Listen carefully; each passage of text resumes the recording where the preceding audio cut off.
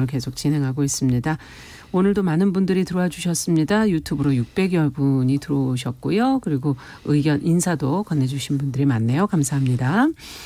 자, 오늘 첫 코너도 뉴스픽으로 시작을 하겠습니다. 더 공감 여성정치연구소 송문희 박사님 안녕하세요. 네, 안녕하세요. 전혜연 사평론가 안녕하십니까? 네, 안녕하세요. 그 아까 오프닝 들으면서 남의 일이 아니었다. 그래서 저희 한 2주 전쯤 됐는데 저희 딸아이 학교에 한 3분의 1 정도 같은 반에 부모들이 전화를 받은 거예요. 아마 집단적으로 뚫린 게 아닌가 생각이 드는데 지금 말씀하신 그 보이스피싱. 아이 문제로. 네, 그러면서 아이가 굉장히 급박하게 우는 목소리로 전화를 하면서 아빠 뭐 나 납치됐어. 이런 식으로 보이스피싱이 왔다는 거예요. 근데 저는 모르는 번호를 안 받다 보니까 저는 안 받았는데 학부모님들 단톡방에 올리기를 정말 심장이 덜컹했다. 이런 이야기를 해서 같이 공유를 한 적이 있는데 정말 나쁜 범죄 같아요. 그렇죠. 아무리 냉정해도 그 순간에는 정신을 잃는다 그러거든요. 그럼요. 네, 바로 확인을 하셔야 될 것 같아요. 네.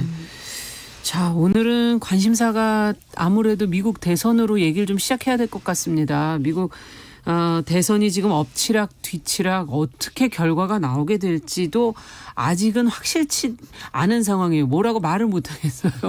계속 어떻게 될지를 알 수가 없어서 두 후보가 서로 또 승리를 주장하고 있어서 이게 과연 승복은 할 건가 이런 생각도 들기도 하고요. 우리 정부 입장에서도 이 결과에 지금 촉각을 세우면서 어쨌든 다음 준비를 또 해야 되지 않겠습니까? 현재까지 미 대선 상황을 저희가 그래도 객관적으로 좀 정리해 보면서 우리 정부의 입장, 지금 보도 나온 내용 먼저 정리해 주시면 같이 고민해 보죠. 아니 남의 나라 선거 왜 이렇게 중요하냐라고 하기에는 미국과 우리나라는 사실 여러 가지 면에서 밀접한 관계가 있죠. 한미 동맹으로 인해서 외교, 네. 안보, 대북 문제라든가 또 경제적인 문제 워낙 중요하기 때문에 사실은 정부에서도 주시하고 있지만 금융시장에서도 주시하고 그렇습니다. 있다. 이런 이제 보도가 많이 나오고 있는 상황입니다. 물론 끝까지 좀 지켜봐야겠고요. 우편 투표라는 변수로 남아 있습니다만 현지 시각 4일 AFP 통신 등이 보도한 외신 보도에 따르면 전체 선거인당 538명, 그러니까 네. 538명 중에 대통령 당선에 필요한 과반은 270명, 202명인데요.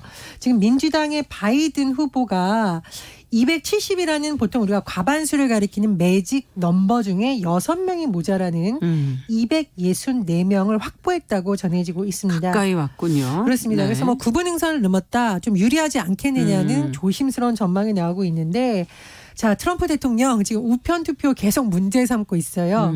일부 경합주의 재검표와 재표 중단 소송을 제기한 상태입니다. 그래서 네.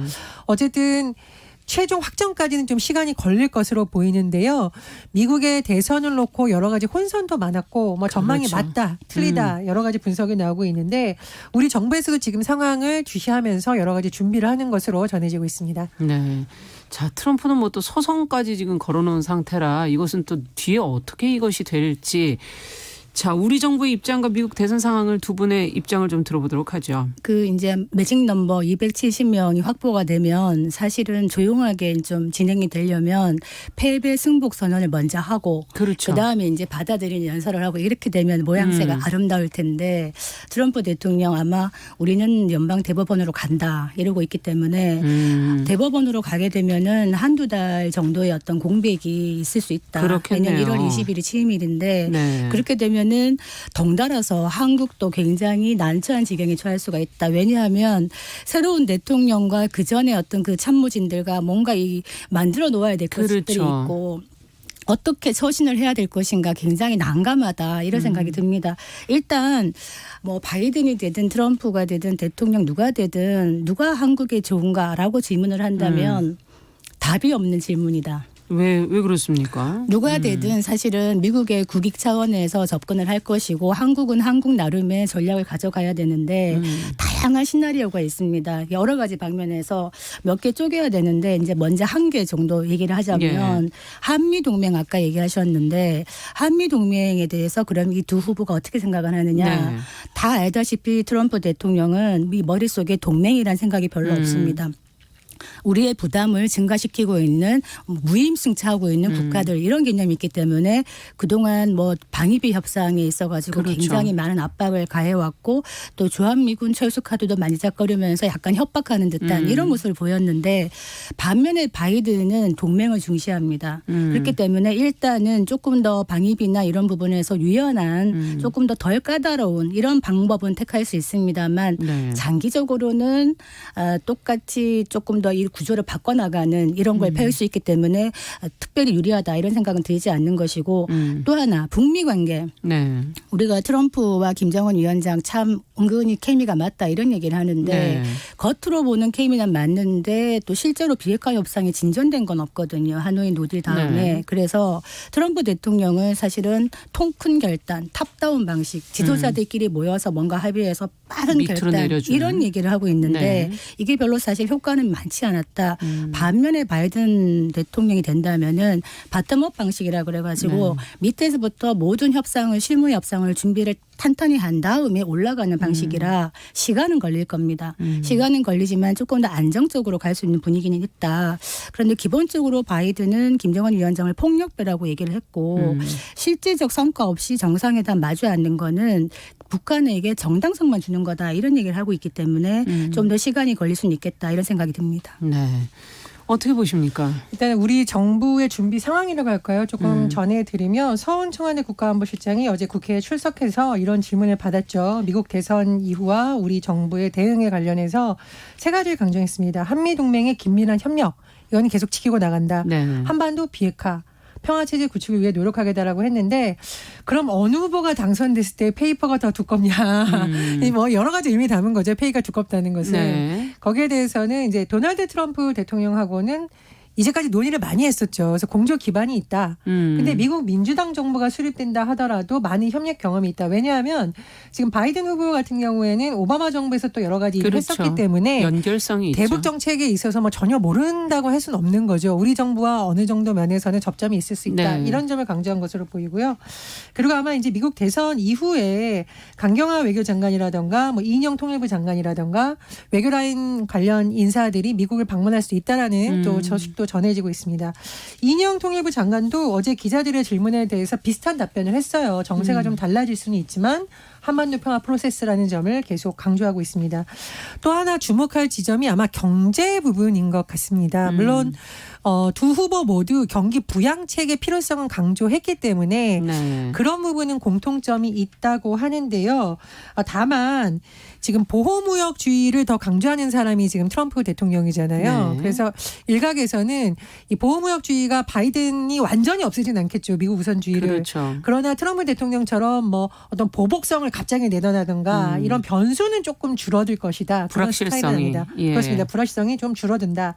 이런 내용이 또 나오고 있습니다. 네. 그리고 제가 또 하나 좀 주목한 부분은 이번 문재인 대통령 시정 연설에서 기후변화라든가 위기 대응 굉장히 강조했었는데 네. 바이든 후보가 파리 기후변화 협약에 복귀하겠다. 당선되면. 그렇죠. 그리고 2050년까지 넷째로. 탄소 배출량을 0으로 만들겠다라고 네. 했습니다. 그래서 아마 우리나라에서 이런 부분과 관련된 산업을 하는 좀 기업들은 상당 부분 좀 호재가 있지 않을까 그렇죠. 싶고요. 또 한미 간에 이런 부분을 고리로 또 어떤 경제 부분에 있어서 교류가 있을 수도 있다. 이런 전망도 나옵니다. 네. 그 지금 사실은 뭐 정치적인 한미 동맹뿐만이 아니라 경제적으로 굉장히 묶여 있기 때문에 대미 의존도도 높고 또 우리는 대중 수출 의존도도 높습니다. 그렇죠. 그렇기 때문에 가장 중요한 것이 어떤 대통령이 되어서 중국과의 이 관계를 어떻게 풀어 나가느냐에 따라서 또 한반도 많은 영향을 받을 수가 있는데 트럼프 대통령은 중국과의 관계에서 사실은 미중 신냉정 얘기할 만큼 패권 경쟁이 네. 굉장히 치열하잖아요. 중국이 더 이상 크는 걸 원치 않는 거예요. 그래서 미국의 패권을 유지하기 위해서는 중국을 계속 견제해야 되는데 특히나 어떤 뭐 5세대 통신망이라든가 모바일이라든가 이런 부분에 대해서 트럼프 대통령도 많이 견제를 하고 있고요. 클린 네트워크라 그래가지고 반면에 또 바이든 역시 중국 문제에 있어서는 똑같습니다. 기조가. 일단 중국을 견제해야 된다는 건 똑같은 기조인데 방법론적으로 직접적으로 약간 노골적인 제재를 하고 있는 트럼프와 다른 거 그 정도밖에 차이가 없는 것이고 동맹을 통해서 한국, 일본 뭐 이런 식으로 좀 다자 체제를 유지하면서 WTO와도 관계를 좀 좋게 하고 그러면서 중국을 간접적으로 제재하는 이런 방식으로 갈 것 같아서 네. 조금 더 안정적인 운영을 할 것 같다 생각이 되는데 지금 보니까 뭐 주식시장이 철렁철렁 하더라고요. 네. 이때면은 동학개미, 서학개미 이런 얘기를 하는데 트럼프에 베팅하느냐 바이든에 베팅하느냐에 따라서 이 산업에 이게 굉장히 달라지는 거죠. 그렇죠. 아까 말씀하셨던 바이든 후보는 친환경 에너지 이런 거 굉장히 그린 중요하게 에너지 생각하고 쪽에. 있고 네. 반면에 트럼프 대통령은 뭐 IT나 소비재 이런 쪽이기 때문에 거기에 따라 다를 것 같은데 기본적으로 이런 산업의 동향은 어떤 대통령이 되느냐에 따라 달려있기 때문에 지금은 조금 지켜보셔야 되는 게 좋지 않겠나 이런 생각이 듭니다. 그러네요. 예. 자, 지금으로서는 앞서 얘기해 주신 어떻게 될까요? 결국 트럼프가 아까 연방 대법원까지 간다고 그러면 승복을 할까요? 어떻게 보십니까? 저는 뭐 벌써부터 이러는 거를 보면 쉽게 승복하지는 않을 것으로 보이지만 네. 그렇다고 뭐 선거를 완전히 뒤집는 또 어떤 것이 나면 더 혼선이 일어나니까요. 선거 그렇죠. 결과는 그대로 가져가니까 이건 트럼프 대통령의 행동은 일종의 지지층을 향한 네. 어떤 행동이 아닐까 생각이 들고요. 다만 이제 말씀해 주셨듯이 미국 대통령 임기가 이제 내년 1월 시작이 되고 네. 그러나 외교안보 라인을 구축하는 데는 또 시간이 들고 하다 보면은 우리 정부가 대북 관계에 있어서 뭔가 빨리 속도를 내기는 좀 쉽지 않은 상황이 그러네요. 되지 않을까라는 전망이 예. 좀 많이 나오고 있습니다. 또 하나는 미국의 우편투표 제도라든가 이런 것을 보면서 또 일각에서는 전문가들이 이 우편투표 제도가 코로나19 이후에 새로운 대안으로 거론이 되고 있는데 미국 내에서 너무 극심한 갈등 양상이라든가 뭐 우편함에 신뢰가 아직까지 없는 그렇죠. 뭐 제도다 방화 이런 것도 있기 때문에 아주 뭐 큰 부분은 아닙니다만 우편투표 제도라는 코로나 이후에 새로운 실험에 대해서도 좀 여러 가지 논의가 촉발되지 않을까 싶습니다. 지금 그 우편 투표에 대해서 사실 트럼프 측에서 강력하게 반발을 하고 있잖아요. 예. 투표일 이후에 도착한 거 무효다 이렇게 주장을 하고 있는 건데 이게 이제 얼마만큼 유권자에게 먹힐 것인가 사실 우편 투표가 너무 많기 때문에 예. 그래서 이제 아마 민주당에서 어떤 교훈을 갖고 있냐면 2000년에 쓰라린 경험이 있습니다. 엘고와 이제 부시와의 맞아요. 그때 당시에 플로리다주에서 엘고 이제 표가 좀 문제가 있다 이래가지고 아슬아슬한 차이가 있어갖고 재검표를 요구하고 막 이랬는데 당시에 플로리다주의 주지사가 조지 부시 동생이었어요. 아, 맞습니다. 예, 그랬는데 그거에 대해서 이제 주 정부 차원에서는 이거 재검표할 필요 없다 이렇게 결정을 내렸고 연방 대법원도 손을 들어준 거죠. 그러다가 이제 엘고가 많이 버티지 않고 그냥 깔끔하게 승복을 한 거죠. 거기에 대해서. 그렇게 넘어갔는데 지금 보면 만약에 법원까지 가서라도 바이든 후보가 승복을 깔끔하게 할 것 같은 분위기도 아니고 트럼프 대통령 역시 마찬가지라 지금 분열된 아메리카 미국을 어떻게 통합할 것인가가 굉장히 남의 나라입니다만 네. 걱정이 되는 그러네요. 이런 상황이고요. 북한과의 관계에서 비핵화 이런 얘기하지만 지금 한국 정부가 해야 될 거는 누가 되든 간에 북한 문제라든가 한반도 문제가 우선순위에서 밀리지 않도록 노력을 해야 되는데 쉬운 건 아니다.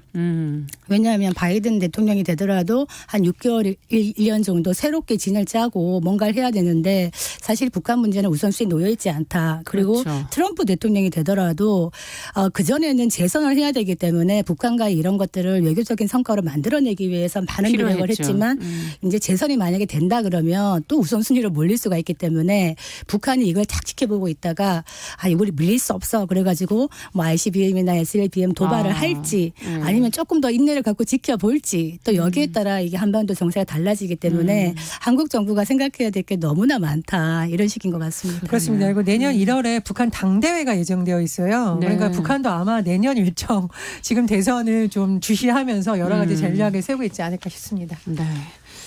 저희도 이제 앞으로 우리에게 어떠한 변화가 생기게 될지를 차근히 또 따라가 봐야 되겠습니다. 자, 두 번째 뉴스는 우리나라에 살고 싶다고 정식으로 체류를 요청한 난민이 사상 처음으로 7만 명 돌파했다는 보도가 나왔어요. 관련 내용을 송 박사님께서 정리해 주시면 난민 문제를 한번 좀 저희가 들여다보도록 하죠. 그 법무부가 2일날 발표를 한 통계 연부를 보니까요. 네. 우리가 난민 집계를 한 게 1994년부터인데 올해 8월까지 난민 신청 건수를 보니까 7만 254건. 아, 이렇게 많군요. 7만 건이 넘었습니다. 네. 우리나라가 2013년에 난민법을 이제 시행을 했거든요. 네. 그때 이후로 큰 폭으로 이제 난민 신청이 증가하고 있는 상황입니다. 올해를 보니까 코로나19가 이제 본격적으로 확산하기 시작한 1월, 4월에도 매달 1,000명 전후로 난민 신청이 있었고 또 재확산 조짐 모인 7, 8월에도 월 평균 300명씩 신청이 있었습니다. 네. 왜 그러냐? 이 하늘길이 끊기다 보니까 돌아갈 수 없는 분들도 많았고요. 또 종교적인 이유나 정치적인 이유로 신청하는 분들도 있고 실제로 또 경제적인 이유로 난민 신청 사유가 안 되는 분들이 하는 경우도 많습니다. 그래서 지난번에 왜 가짜 망명 가짜 난민 그래서 브로커 이런 얘기를 많이 해서 실제로 이제 정식으로 정착해서 살게 되는 비율은 또 굉장히 낮습니다. 지금 심사 대상에 4,019명이 올랐는데 그중에 1% 41명만 난민으로 인정을 받았습니다. 1%. 네, 딱 1%고요. 난민으로 인정되지 않더라도 여러 가지 이유로 이제 인도적인 차원에서 체류 허가하는 게 있거든요. 네. 그거를 인도적 체류 허가라고 하는데 그게 또 163명입니다. 그래서 지금 총 164명이 국내에 있을 수 있게 된 겁니다. 네. 그래 한국이 우리가 난민법 제정했다 그래가지고 사실 아시아에서 최초로 난민법을 제정해서 참 글로벌 리더십이 있다 이래가지고 감사 인사까지 받았었거든요. 네. 근데 실제로는 난민 보호율이 굉장히 낮습니다. 난민을 실제로 보호하는 그 률이 세계의 평균에도 미치지 못하고 있는 이런 상황이라 말은 하면서 생색내기만 하고 있는 거 아니냐 또 이런 비판도 좀 받고 있습니다. 네, 어쨌든 지금 말씀해 주신 것처럼 2013년에 난민법이 이제 만들어졌기 때문에 난민에 대한 정책도 좀 돌아봐야 될 것 같고 또 우리 사회 인식이 그럼 따라가고 있는지 앞서 그 체류 허가가 너무 낮은 비율로 지금 되고 있다는 지적을 해 주셔서 여러 가지 좀 생각할 거리들이 있는 것 같습니다. 어떻게 보시는지. 지난해 난민 인정률이 0.4%라고 합니다. 1%도 안 되는 거죠. 0.4%면. 그러니까 우리가 생각하기에는 난민 관련 뉴스가 자꾸 나오니까 우리나라의 난민이 굉장히 많은 것 같고 우리나라에 오면 다 난민이냐 그것이 아닙니다. 사실은 난민법 얘기를 하셨는데 난민의 정의가 인종이라던가 종교 국적, 정치적 견해 등으로 박해를 받아서 상주국으로 돌아갈 수 없는 무국적 외국인입니다. 그러니까 우리나라에 무조건 온다고 해서 난민 인정이 되는 것은 아니고요. 조건이 있다는 거군요. 여러 가지가 있고 난민법상 인정 절차를 거쳐야 됩니다. 인정 절차를. 이게 보통 뭐 길게 걸리면 3년 정도까지 걸린다고 하는데 그렇군요. 일단 그동안의 체류는 가능하죠. 그런데 이 난민과 관련해서 최근에 일각에서는 빨리 난민 면접 심사 해줘라라고 하지만 일각에서는 이 사람들의 생이 걸린 문제인데 이것이 인권 침해가 될 정도로 너무 허술하게 된다는 지적도 나온 적이 있어요. 국가인권위에서 이런 점을 지적을 했었는데 네. 제대로 심사를 안 하고 심지어 뭐 서류에 대한 이런 부분도 제대로 검토를 안 해주고 난민들 입장에서 너무 절박한 사정을 들어줘야 되는데 신속 심사를 한다는 이유로 제대로 들어주지 않는다. 이것은 문제가 있다라고 인권위가 지적한 바가 있습니다. 그래서 우리가 난민 문제를 볼 때 일각에서는 너무 특정 국가나 특정 지역 출신에 대해서 확인되지 않은 소문을 근거로 공포심을 갖거나 혐오를 갖는 경우가 있는데요. 그런 부분을 일단 지양해야 되는 거죠. 우리나라 국민들도 해외에 나가서 1세대들이 일할 때 얼마나 거기서 무시받고 차별을 많이 받았어요. 네. 그러니까 마찬가지입니다. 혐오는 돌고 도는 것이라고 하는데 그런 부분에 대한 개선이 좀 돼야 되겠고요. 말씀드렸듯이 난민의 수가 점점 늘어날 수밖에 없는 상황이라면 거기에 대해서 제도적인 것이 제대로 되어 있는지 그리고 우리가 말씀해 주셨듯이 2013년 난민법을 제정한 나라라고 자랑을 하는데 네. 그에 걸맞게 운영이 되고 있는지 좀 돌아봐야 될 시점인 것 같습니다. 저는 이 주제를 생각하면서 사실 조금 고민이 됐습니다. 네. 그러니까 우리가 난민 이러면 아직까지는 뭔가 낯선 존재, 이웃이라기보다는 낯선 존재 내지는 좀 불안한 이런 느낌을 갖는데 사실 오랫동안 한국은 단일 민족이라는 교육을 받아왔습니다. 네. 그렇기 때문에 정서적으로 봤을 때는 난민이나 외국인에 대해서 약간 폐쇄적이거나 배타적인 인식이 있습니다. 확실히. 네. 이거를 어떻게 우리가 이제 개선해 나가야 될 것인가. 이 법이나 제도라는 게 사실은 국민의 인식과 같이 나가야 되는 부분도 그렇죠. 있다. 그런데 난민에 대한 두 가지의 대립되는 견해가 무엇이냐. 우리가 그 난민이 들어오면 경제적으로 갈등이 생기고 또 사회가 불안해질 거야. 그러면서 뭔가 이 혐오 내지는 배타주의 이런 감정이 한편에 있고요. 네. 또 한편에서는 그게 무슨 말이야. 다 같이 우리 세계 시민인데 받아들여야지 하는데 이 인도주의가 막연한 인도주의가 될 수 있는 겁니다. 왜냐. 한국의 수용 역량을 고려하지 않는다면 실제적인 난민에 대한 대처가 되지 못하는 정책이 될 수 있다. 그렇죠. 그래서 제가 살펴보니 우리나라와 비슷한 국가 중에 일본이 있습니다. 일본도 굉장히 난민에 대해서 배타적인 정서를 좀 갖고 있어요. 네. 그래서 일본 정부는 어떻게 하느냐. 이런 국민의 정서를 생각해서 굉장히 난민 정책을 보수적으로 운영합니다. 실제로 일본에서 난민으로 인정받는 건 굉장히 어렵습니다. 인정률이 우리보다 더 굉장히 낮나요? 어렵습니다. 난민법도 없을 뿐더러 난민 인정 요건 자체가 정치적 이유로 박해를 받을 충분한 이유가 있다고 입증이 되어야 되기 때문에 정치 지도자 몇 명 정도밖에 안 됩니다. 네. 그러면 이런 좀 비판을 받죠. 일본 잘 사는 나라고 선진국인데 도대체 이 책무를 하지 못하는 거 아니야. 글로벌 책임을 다하고 있지 않는 거 아니야. 네. 이런 비판을 하니 일본이 어떻게 대처를 했느냐. 그 유엔의 난민기구가 있습니다. 네. 국제난민기구가 있는데 거기에 미국, 영국, 유럽연합 다음으로 네 번째로 많은 기금을 내는 게 바로 일본입니다. 즉 국내적으로는 난민의 그 정서를 국민의 정서를 생각해서 난민을 국내로 수용하진 않지만은 난민이 살고 있는 지역에다가 지원을 하는 겁니다. 네. 기금으로. 그래서 이 두 가지를 균형을 잡고 있다. 이런 부분에서는 우리가 조금 벤치마킹을 한번 생각해 볼 필요가 있고 네. 또 하나는 이런 얘기하면 좀 위험한 얘기라고 하실 수도 있는데 지금 프랑스 우리가 얘기를 하면서 톨레랑스라는 얘기를 많이 합니다. 톨레랑스. 네. 관용이라는 의미인데 프랑스 혁명 얘기하면서 우리가 그런 얘기를 했어요. 자유, 평등, 박애 아니면 죽음을 달라. 그 정도로 세계 시민을 강조했던 프랑스에서 한 2주 전쯤에 프랑스 근교의 한 중학교 교사가 무함마드, 이슬람교의 창시자인 무함마드의 풍자만평을 수업 시간에 보여줬다는 이유로 참수를 당했는데 그뿐만이 아니라 지금 이런 테러들이 이슬람 극단주의 추종자들의 테러가 계속 일어나고 있는 이런 분위기에서 무엇이 문제인가. 만약에 이제 각 나라의 난민들이 들어온다면 어떤 식으로 난민을 인정하고 받아들여서 이들에 대해서 처우를 어떻게 해줘야 되는가 굉장히 중요하다는 걸 얘기하는 겁니다. 네. 프랑스는 난민은 많이 받아들였지만은 그 어떤 그 동화 정책을 펴가지고 그 난민들의 각각의 고유한 문화를 인정하지 않아요. 그런 문화가 있다 보니까 거기에 대한 불만도 있고 또 하나 이민자 2세들이나 난민들이 사회 경제적으로 매우 열악한 지위에 있고 편견이 있습니다. 사회적인 어떤 차별도 있고 이러다 보니까 사회 불안 요소가 되고 있다. 장기적으로 본다면 우리나라도 앞으로 난민이 점점 많아질 텐데 한국 정부가 어떻게 대처를 해야 될 것인가에 대해서 장기적인 비전이 필요하다. 이렇게 보여집니다. 그러니까 의식에 따라가지 못한다면 처우가 개선되지 않을 것이고 그러면 장기적으로 다른 문제가 또 야기될 수도 있다는 그런 지적이신 것 같고요. 두 가지를 보충 설명을 드리자면 이제 난민 인정률은 제가 언론 보도를 인용한 건데 언론에서 이 기준이 약간씩 다릅니다. 그렇다는 사람을 다시 한번 설명을 드리고요. 또 하나는 근데 이제 아까 말씀하신 이슬람 테러 뭐 이렇게 관련된 부분은 프랑스의 여러 가지 상황이라든가 유럽이라든가 이런 게 맞물려 있는 부분이기 그렇죠. 때문에 또 조금 조심스러운 부분이 있습니다. 그래서 모든 사람이 그런 것은 아니고요. 그럼요. 뭐 이렇게 극우주의자들이라든가 또 내재된 갈등이 표출된 것으로 봐야지 어떤 난민 문제라고 보기에는 좀 다른 시선도 있다. 그런 말씀 보충해 드립니다. 그렇습니다. 네. 프랑스가 난민 문제에 대해서 조금 더 이렇게 열린 정책을 했다면은 지금 그런 불안정이 좀 덜할 것이다. 그래서 벤치마킹을 해야 되는 것이고 실제로 지금 한국에 난민 신청이 많은 나라가 러시아하고 카자흐스탄인데요. 네. 어떤 얘기를 하냐면은 이 나라들과 사측 면제 협정을 맺었습니다. 2013년, 14년에 맺고 나서 많이 들어오는데 들어오는 게 나쁘다는 것이 아니라 한국의 수용 능력을 생각해서 앞으로 다른 나라들과 이런 면제 협정을 맺을 때는 좀 신중하게 능력껏 해야 되지 않는가 이런 부분도 살펴봐야 되겠습니다. 네.